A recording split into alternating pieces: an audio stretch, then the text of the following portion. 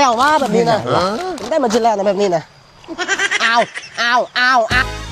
ลินโอ้ประกอบ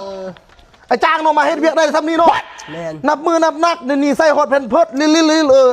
รวยหมดเอา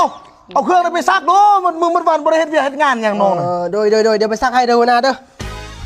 โอ้เอ๋ยอ่ะลูกน้องไทยนี่ก่อนเด้อ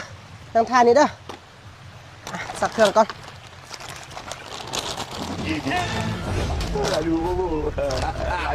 เอาถ้าพอไปใส่เอา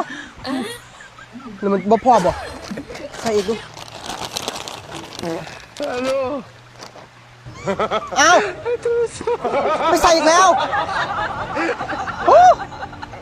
ประกอบซักเครื่องคือบ่มาจากเถื่อสุกขั้นแรก3-4 ชั่วโมงเลย โอ้เครื่องก็บ่ได้หลายนะไปเบิ่งดู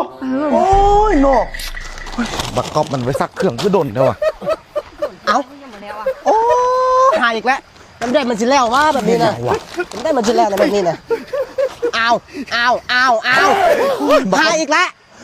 ยันได้มันสิแล้วนะแบบนี้นะครับมึงเฮ็ดยังฮะมึงเห็นอย่างนี้ก็มา เขาบอกพี่ชอบมาซักเครื่องไม่ได้จังเนี่ยเอานี่มาซักเครื่องให้หน่อยดิซักเครื่องคือบ่แล้วปานนี้มันตั้งแต่เช้าน่ะสบู่มันหายนะหัวหน้าสบู่มันหายแม่ใช้สบู่แล้วมันหายไปใส่บ่ฮู้อีกนะโอ้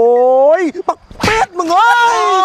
ยหัวหน้าเลยสมพ่อเลยมึงจึงใส่เป็นเพื่อนนั่นน่ะเพื่อสมมุติมันใส่บนนี้น้ำมันก็ไหลไปพุ่นตัว